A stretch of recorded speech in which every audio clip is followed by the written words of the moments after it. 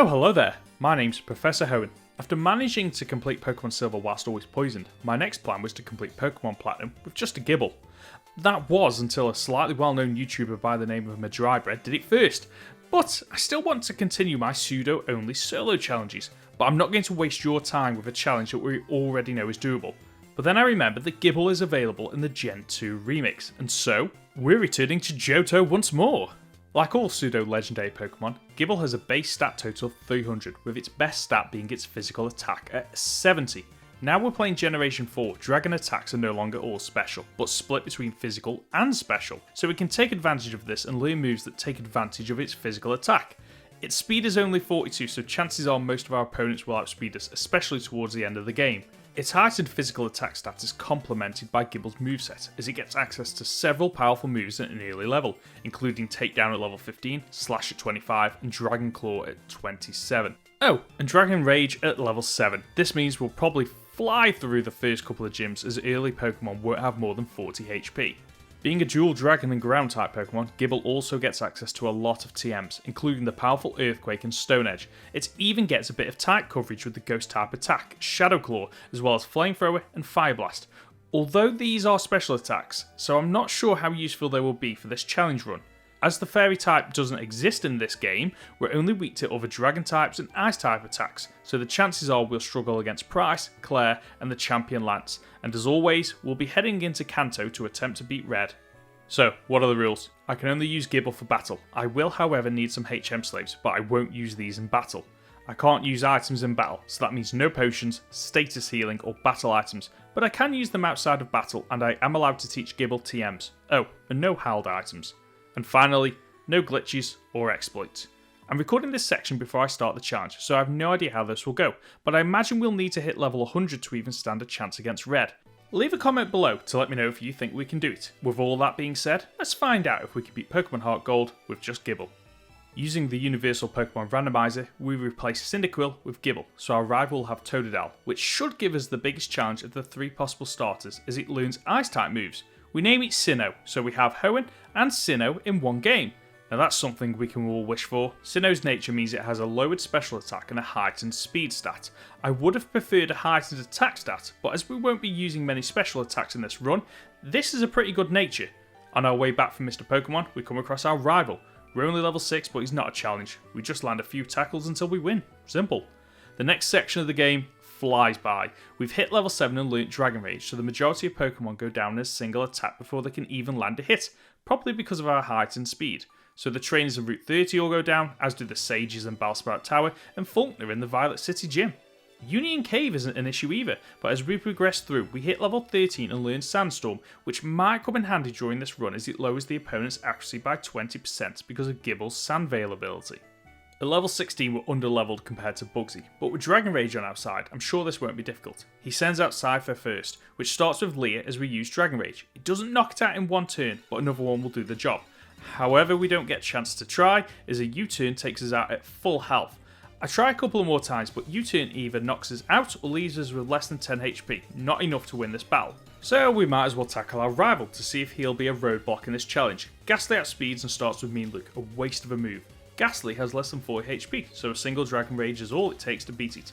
We outspeed Croconaw, which survives Dragon Rage as it uses Scary Face, lowering our speed. Now outspeeding us, Croconaw decides not to attack, but to lower our speed again. Okay, so we finish it off with another attack. His final Pokemon is Zubat. It misses Supersonic as we finish the rival battle with one last attack. We can't progress through Ilex Forest as we can't use Cut outside a battle without the Hive Badge, so we'll need to grind to beat Bugsy. A phrase I never thought I'd admit. You can go ahead and unsub now. I have failed you. As we've skipped some of the trainers, we backtrack through Union Cave and Route 32 to mop up. Along the way, we're outsped by level 15 Magikarp. A level 15 Magikarp. This challenge run is going to get worse before it gets better, isn't it? At level 19, we re-challenge Bugsy. Cypher once again starts with Leah and we use Dragon Rage. However, rather than using U-turn as it does on the attempts previously, it uses Focus Energy, so another attack knocks it out. With his strongest Pokemon down, we've pretty much already won the badge as Metapod and Kakuna aren't anything to worry about. We take on the next gym leader Whitney as soon as we hit Goldenrod City. Whitney takes a few attempts to beat. Her Clefairy isn't a challenge as it goes down to 2 Dragon Rages, but as I use my first turn to set up a Sandstorm, she either lands Double Slap or Metronome. Her Miltank, on the other hand, is a powerhouse. Yeah, we have a 2-level advantage, but Miltank's base stat total is 190 higher than Gible. With the Sandstorm still up, I tried to use Sand Attack to lower its accuracy, but Miltank is faster, so usually lands Attract, at which point it's just a game of luck as to who connects with what attack. I say a game of luck, however it feels like we're dealt a bad hand every time. Finally, I switched tactics and decided to just attack. Clefairy uses Mimic on its first turn, which I've never seen it used before. Winter heals, but that just wastes a turn, as we're able to knock it out and not take any damage. Miltank, the sexy beast, starts with Attract again, but we overcome it to land our first Dragon Rage. On the next turn it uses Stomp, causing us to flinch and miss a turn. It then uses Stomp a second time, but we don't flinch and bypass the Attract to land a Dragon Rage and finish the battle. Our rival is the next challenge, and in the remakes you have to beat him to take on Morty. I try a few times, but as we can't one-shot his Ghastly, it's able to land Curse. Between that and Croconaur's Ice Fang, we're simply not high enough level to win this battle yet. So I'll make my way to Olivine City and battle the trainers I encountered to get a few extra levels. At level 27 we learn Dragon Claw. I replaced Dragon Rage as the trainers on Route 38 have maybe realised that it's not as useful anymore as it's no longer knocking out Pokemon in a single turn. I re-challenge our rival, but we have the same issue. Ghastly outspeeds us and lands Curse, but the Croconaur once again takes us out with a single Ice Fang. I'm going to need to be a much higher level to win, so I battle every trainer in the Lighthouse Tower and around the Lake of Rage. Running out of options, I head back to Ecruteak City to take on the Kimono Girls, only to find out they're not there in the remakes. Now level 32, we attempt to beat the rival once again. We're now able to take down his Ghastly with a single Dragon Claw before it's able to land Curse. Dragon Claw isn't strong enough to knock out his Croconaur, but at least the extra 10 levels means we're able to withstand an Ice Fang, but we have less than half health, so we use another Dragon Claw to knock it out. Zubat is out next, but it's nothing special, so a single Dragon Claw sends it packing. His final Pokemon is Magnemite. Dragon Claw isn't very effective, but it comes close to knocking it out. It misses Supersonic, so a final attack is enough to see it off. Finally, we can challenge Morty and claim the Fog Badge on our first attempt. We're a high level and outspeed his Ghastly and 2 Haunters, which both go down to a single attack. His Gengar is faster than us, but misses back-to-back Hypnosis? Hypnosi? So overall, it's a really simple win. Unlike Chuck. While we're able to get past his Primeape pretty easily, his Poliwrath gives us a good scene to each time we attempt to beat him. If he's not putting us to sleep with Hypnosis, he's destroying us with Surf or Body Slam, both of which only take 2 attacks to knock us out. Just like my Larvitar only video, which you should check out if you haven't already, I grind against the Tentacruels and Tentacruels in the ocean until we reach level 39, at which point we take on Chuck again. The extra levels help. We're now able to comfortably get past his Primeape and go toe-to-toe with his Poliwrath. Our Dragon Claw still doesn't do a lot of damage, but 3 attacks should be enough to finish it, if it wasn't for his Citrus Berry and Chuck using Hyper Potions. We get a couple of free rounds of damage as his Poliwrath attempts to use Focus Punch on a few turns, which only works if it doesn't take damage that turn. I'm not sure why he's attempting to use Focus Punch instead of Surf or Body Slam, which would still comfortably beat us. In fact, it even lands a Surf at one point, which takes over half our health. Oh well, we'll take the win, but only because Chuck decided to take it easy. The pace of the game picks up now, as we're able to take on Jasmine right away. For whatever reason, I use Dragon Claw, completely forgetting that Magnemite doesn't have the Levitate ability, but we're able to eventually get past it, whilst only taking 20 HP of damage from Sonic Boom. I make the same mistake against Steelix, but I live long enough to use Dig. It does a respectable amount of damage, as it misses an Iron Tail. The second Dig puts in the yellow, but a Citrus Berry means we'll need to either land back-to-back digs or get a critical hit. However, we don't even get that far as it lands Iron Tail on the second attempt and knocks us out. Iron Tail only has a 75% accuracy, and as there isn't a stronger ground type move for Gible at this point in the game, we would need to land 3 attacks in a row while Steelix misses his 3.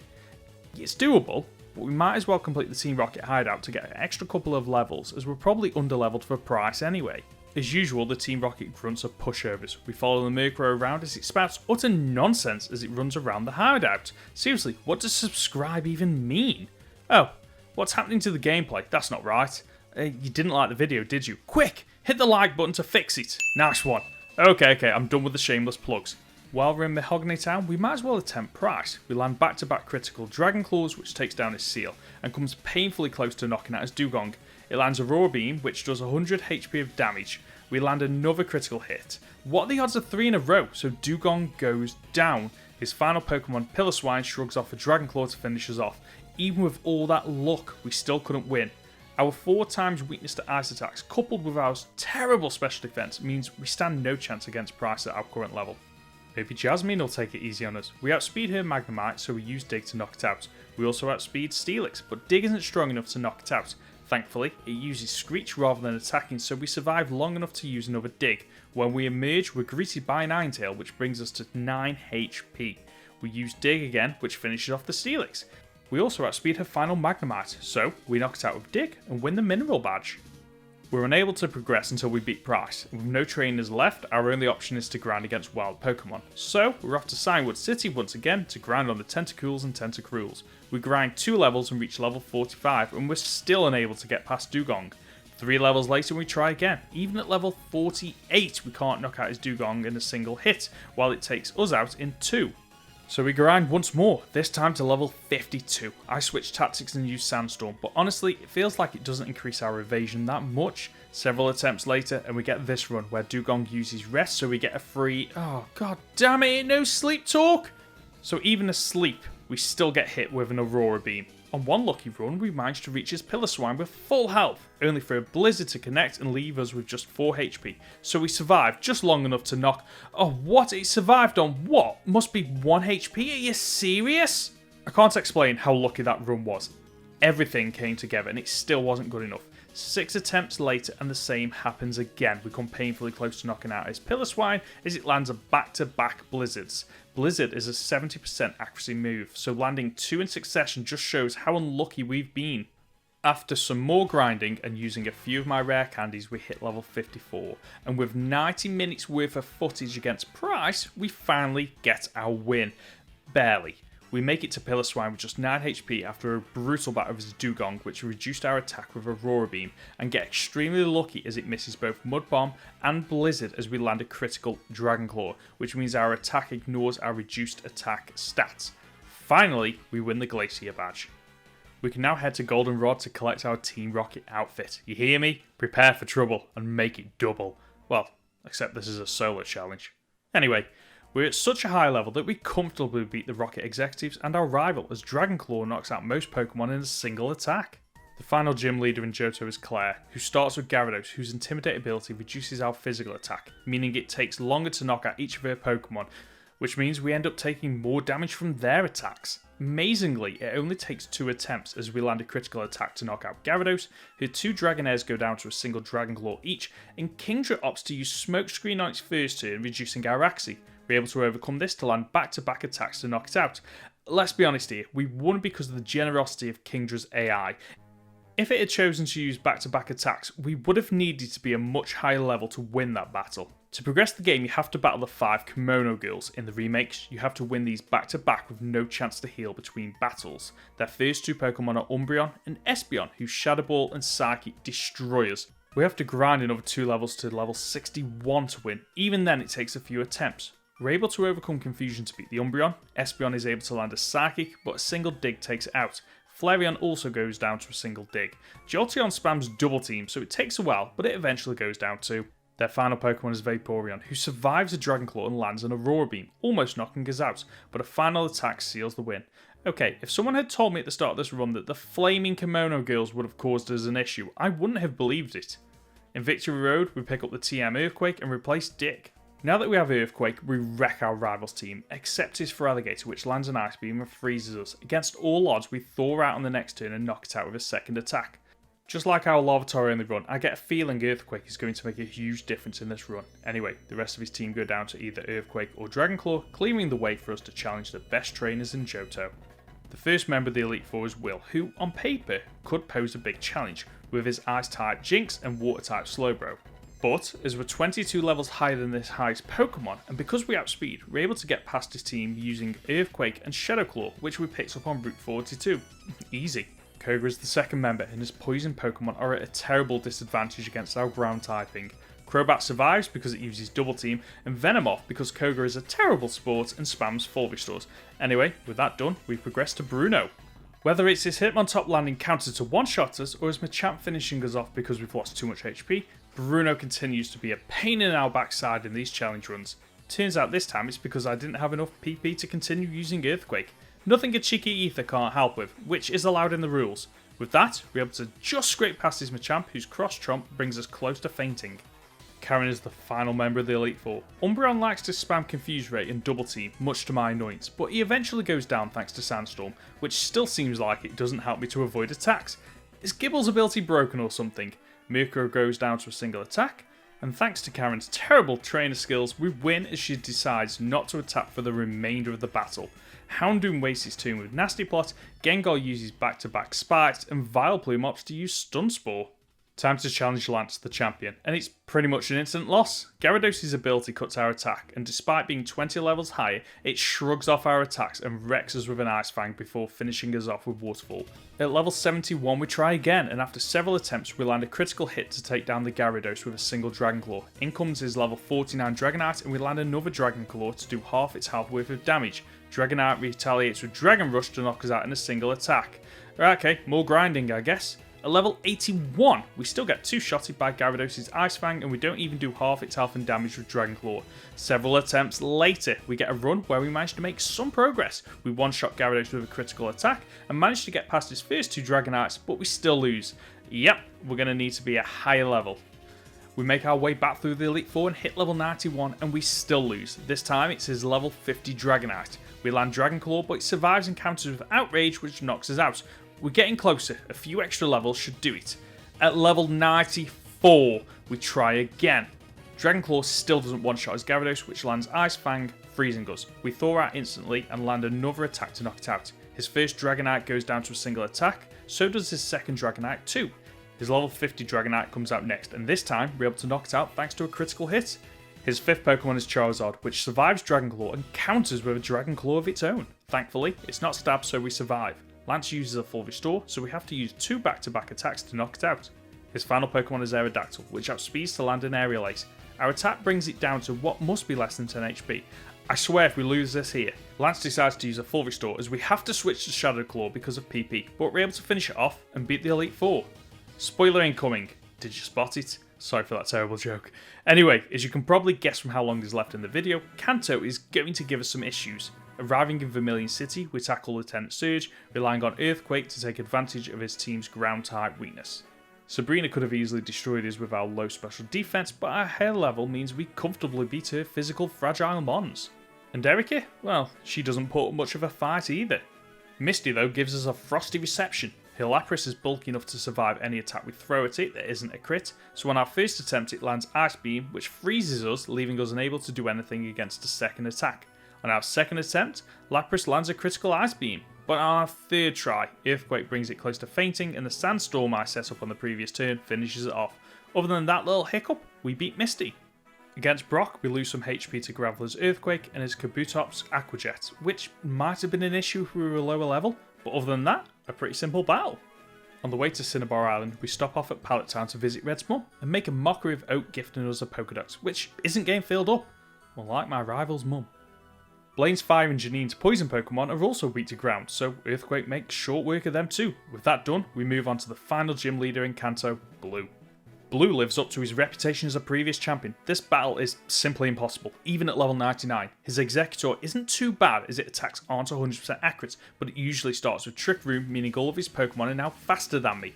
And while we can get past his first Pokemon, his second Pokemon, Gyarados, lowers our attack as normal with Intimidate. It also has Ice Fang, which takes us out in 2 attacks. On a rare occasion, we're able to get past Gyarados by avoiding its attacks thanks to Sandstorm, but his Arcanine has Dragon Pulse and Extreme Speed. Not to mention that it also has Intimidate, so our Earthquake power is cut once again. Because I'm already level 99, I don't have many options. After looking up Gible's moveset, there are only a handful of useful moves that might increase our chances of winning, including the TM's Double Team and Substitute. In the Gen 2 remakes, Game Freak removed the option to convert money to coins. Instead, you have to play Volt or Flip.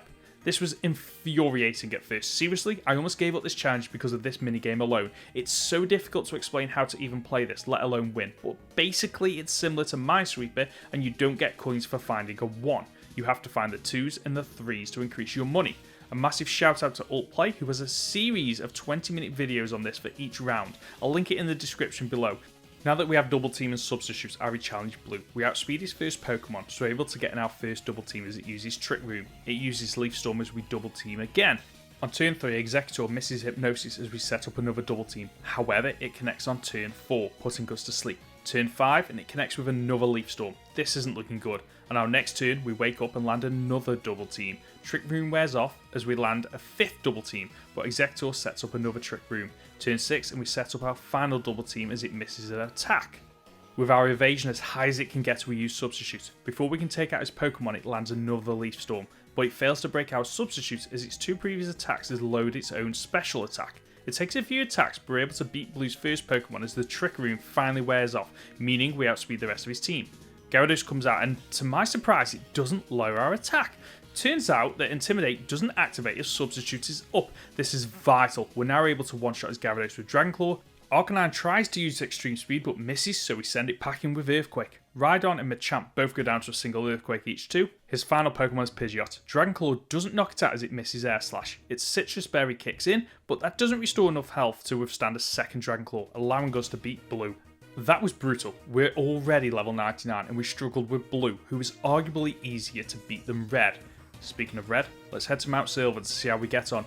Pikachu connects with Iron-Tail to take off half our health, but goes down to Earthquake. Lapras on the other hand is bulky, so it barely notices our attack. It lands Blizzard, knocking us out. Blizzard is a 70% accuracy move, unless it's Hailing, in which case it's raised to 100%. So, we need to relearn Sandstorm. And this creates another problem though. We can only learn 4 moves and one has to be Sandstorm, otherwise we'll never get past Lapras. As Earthquake is useless against Red's Charizard, I decide to keep Dragon Claw. While it's not as strong, it does benefit from the same type attack bonus. Sometime later we're able to get this run, where we're able to set up several double teams, a Sandstorm and the Substitute. We get Paralyzed knocking out the Pikachu, but on this attempt we make it past his Lapras. His third Pokemon is Snorlax, who knows Blizzard. Are you serious? It connects and takes out our Substitute. I attempt to set up another Substitute but miss our turn because of Paralysis. This also means Snorlax is quicker than us, so it lands another Blizzard to end the battle. On another attempt we manage to get to his Charizard using the same tactic, but we run out of PP of our Dragon Claw, meaning we lose another attempt. I can't risk that happening again, so I track down and use a PP max to increase it to 24. At this point I've spent roughly 8 hours trying to beat Red. I take another look at Gible's moveset, desperately hoping to find something that might increase our odds. Yes, there's the move Dragon Rush, which is stronger than Dragon Claw, however it doesn't have 100% accuracy. We could learn Stone Edge, which is super effective against his Lapras and Charizard, but we would need to win 80 BP from the Battle Frontier, and that's so time consuming, I might as well use that time to attempt to beat Red instead.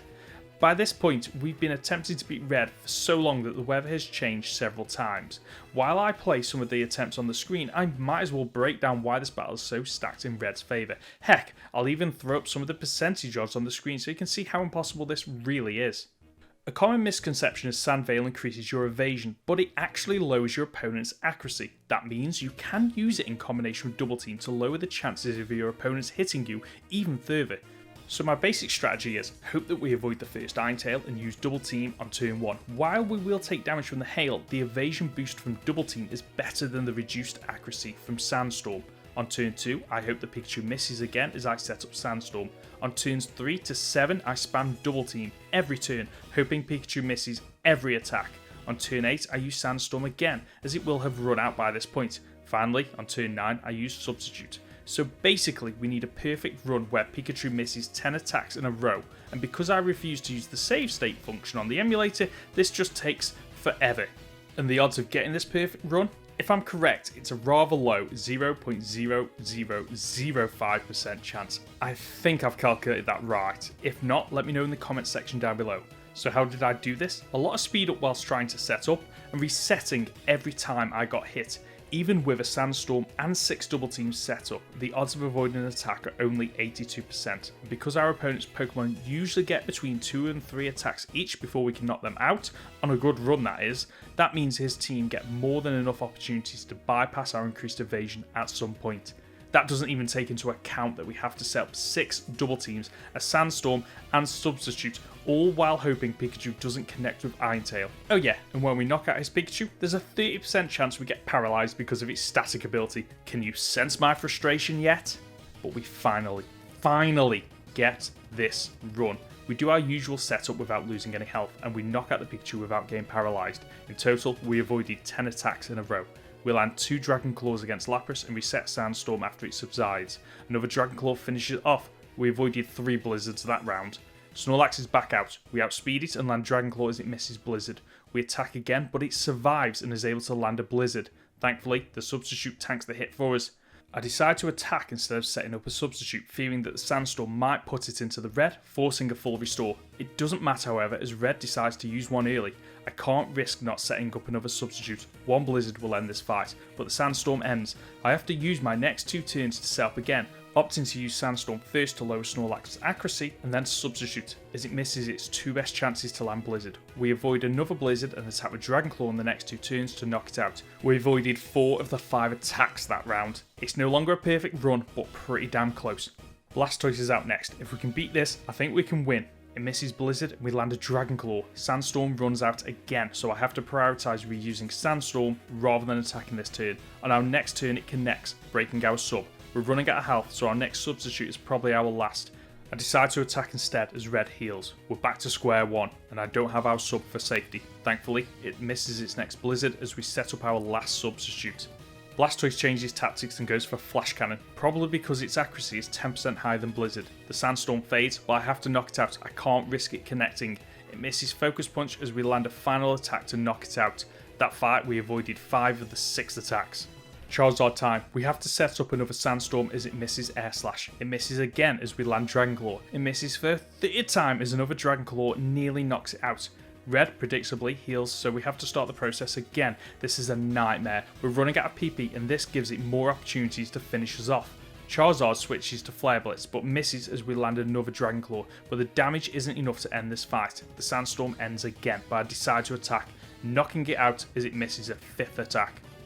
Venusaur comes out next, and I wish I had Earthquake. We only have 5 PP left on Dragon Claw, and Venusaur is quite bulky. This is it. I will not get another run like this. I set up Sandstorm again as it connects with Sludge Bomb, destroying our substitute. There are no second chances now. Outspeed and attack with Dragon Claw as it misses its 2nd Sludge Bomb. Another Dragon Claw brings it close to fainting as it misses Giga Drain. The Sandstorm connects, bringing us even closer to victory. Just 3 PP left as red heals. This is getting tense. We land Dragon Claw again. Another attack brings it into the red as Venusaur misses another Giga Drain. Thankfully, red decides not to heal again as we use our final PP for Dragon Claw, knocking it out, finishing the fight and completing this challenge in style. Thanks for watching. If you've enjoyed this video, then click here to watch another challenge video, or here to watch the full playlist. If you really love this video, then you'll love my next one, where I attempt to beat Pokemon Black with just a Dino. So subscribe and ding that bell icon to be notified when it goes live. Until next time, remember to flex your inner geek. See ya!